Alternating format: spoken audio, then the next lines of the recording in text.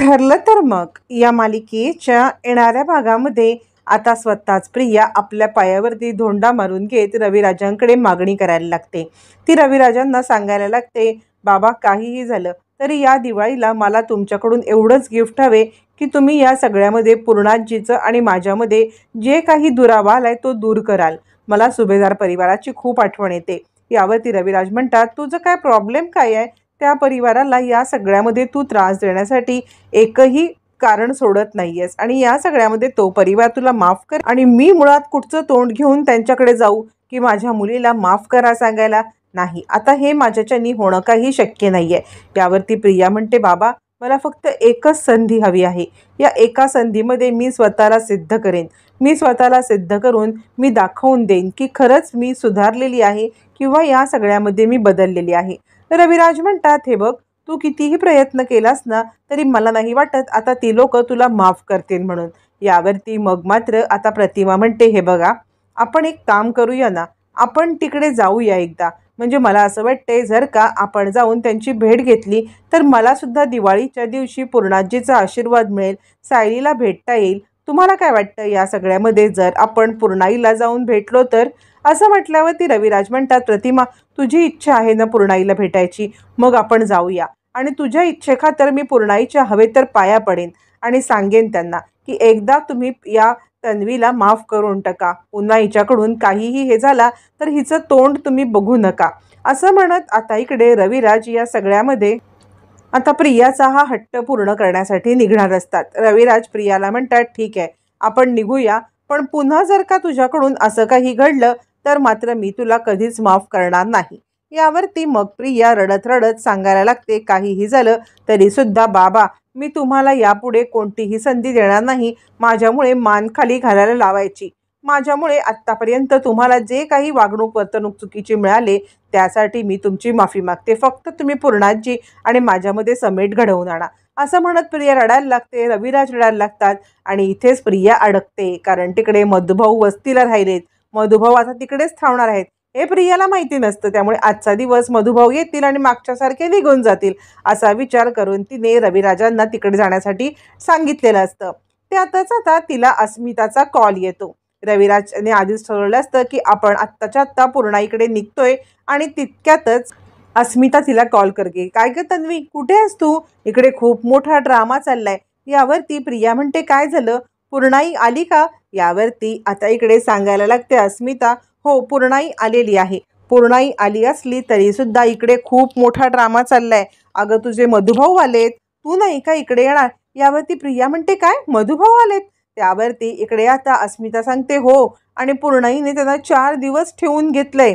अगं या 4 दिवसामध्ये ते इथे येऊन काय काय धमाल करतील माहीत नाहीये। आता प्रिया घाबरते, जर 4 दिवसामध्ये मधुभाऊंनी या सगळ्यामध्ये जर का काही रहस्य उलगडलं तर? नाही, आता मी बाबांसोबत येईल आणि पूर्णाजीला हट्टच करते की 4 दिवस मी तिकडेच थांबते। अस्मिता म्हणते, तू ये ना। यावरती प्रिया म्हणते, अगं पण पूर्णाई। यावरती अस्मिता म्हणते, अगं मधुभाऊंवरती गेल्या वर्षी पूर्णाजी किती रागावलेली, पण तरी सुद्धा आत्ता तिने मधुभाऊंना माफ करून स्वतः 4 दिवस इकडे ठेवलेलं आहे। त्यामुळे तुझ्यावरचा राग सुद्धा ती विसरून गेली असेल, तू नको बरं काळजी। असं म्हटल्यावरती प्रिया सांगते, ठीक आहे पण तिकडे आल्यावरती तू माझी बाजू घेशील ना? यावरती अस्मिता म्हणते, तू ये तर मग बघू आपण। असं म्हटल्यावरती इकडे आता प्रिया यायला आता इकडे रविराज प्रियाला घेऊन येतात। प्रियाला घेऊन रविराज त्यावरती आता रविराज थोडेसे गिल्टी असतात।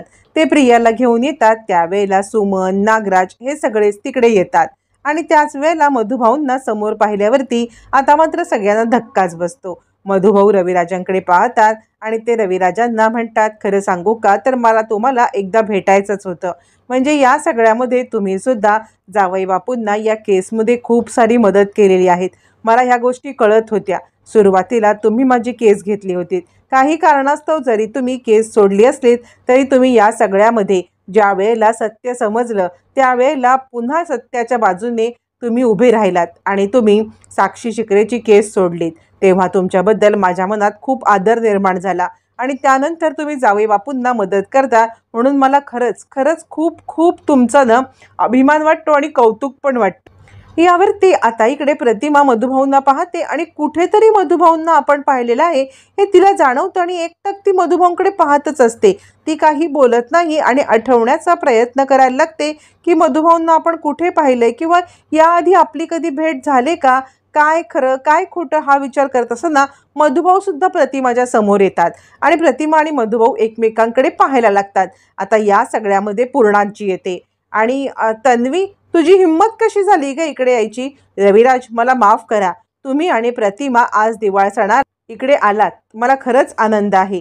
म्हणजे खऱ्या अर्थाने मी इथे आजच आले. मी तुम्हाला आग्रहाचं निमंत्रण धाडणार होते. रविराज म्हणतात, नाही पूर्णाई, आम्हाला आग्रहाच्या निमंत्रणाची खरंच काही गरज नाहीये.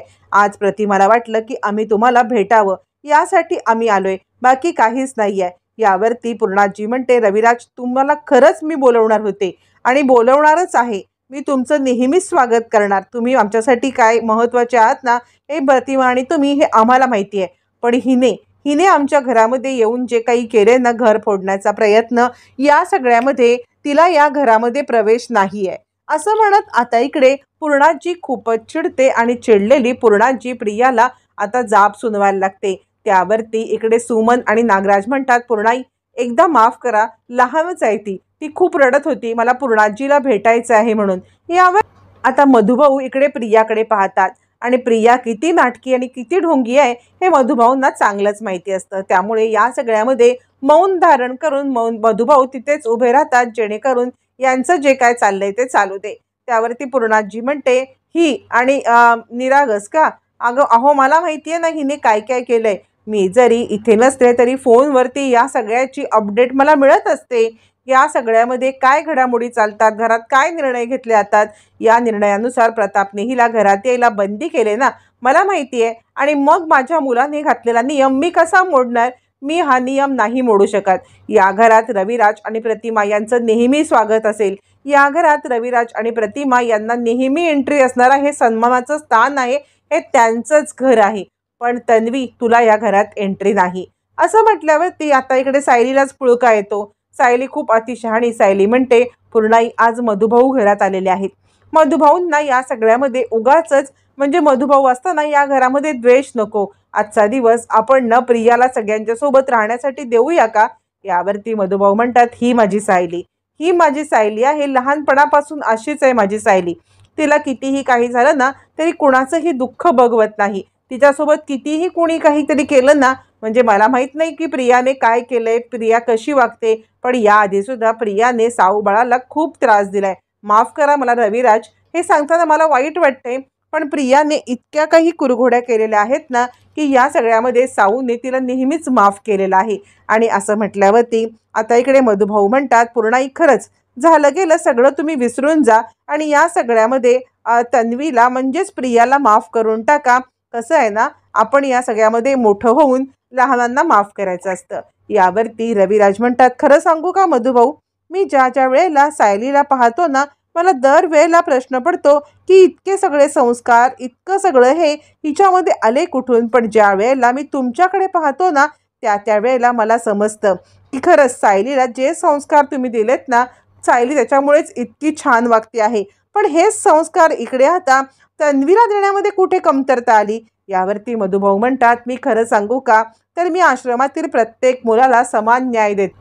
पण मुळातच ज्याचं जसं वागणं तसं. पण खरं सांगू तर तुमच्याकडे पाहता मला वाटत नाही की प्रियाचं वागणं असं असायला हवे. आणि ते आता प्रतिमाकडे पाहतात आणि ते प्रतिमाला बोलायला लागतात, याआधी आपण कधी भेटलोय का?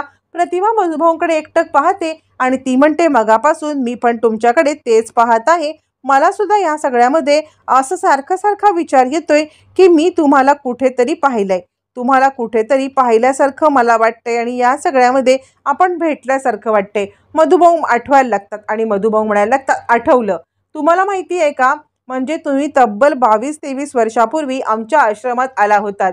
त्याच वेळेला आमची सायली पण आली होती. साधारण सायली तिकडे आली होती म्हणून मला दिवस तो लक्षात आहे. 25 डिसेंबर 2020 हा तो दिवस. या दिवशी तुम्ही आमच्या इकडे त्या देवळात आला होता. त्यावेळेला आधी छोटी सायली रडत रडत आली होती आणि त्यानंतर तुम्ही आला होतात. सायली घाबरली होती म्हणून मी तिला देवाच्या गाभाऱ्यात घेऊन बसलो होतो, पण त्यानंतर तुम्ही आलात, बेशुद्ध पडलात आणि आम्ही तुम्हाला भाजलं असल्यामुळे हॉस्पिटलमध्ये ॲडमिट केलं होतं.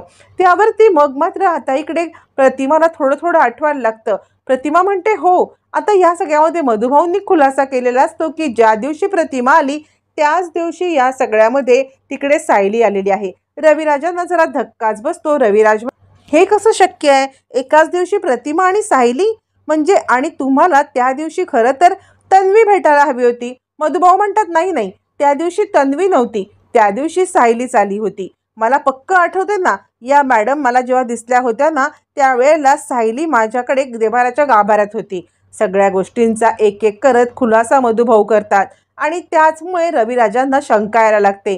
मधुभाऊ म्हणतात, प्रिया तर माझ्याकडे आलीच नव्हती त्यावेळेला. प्रिया माझ्याकडे 2 वर्षांनी आली आणि ती पण नर्सरीचे कपडे घातलेली हरवलेली प्रिया.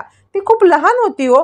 आता मात्र या सगळ्यामध्ये रविराज विचार करायला लागतात, प्रतिमा विचार करायला लागतात आणि या सगळ्यातून होणारा खुलासा एकच असतो की प्रिया ही तन्वी नाहीये आणि सायली ही तन्वी आहे. मधुभाऊंनी खुलासा तर केलाय, स्पष्टपणे सगळ्या गोष्टी मांडल्यात. आता या सगळ्यातून कोण काय अर्थ काढणार हे पाहणं रंजक ठरतं.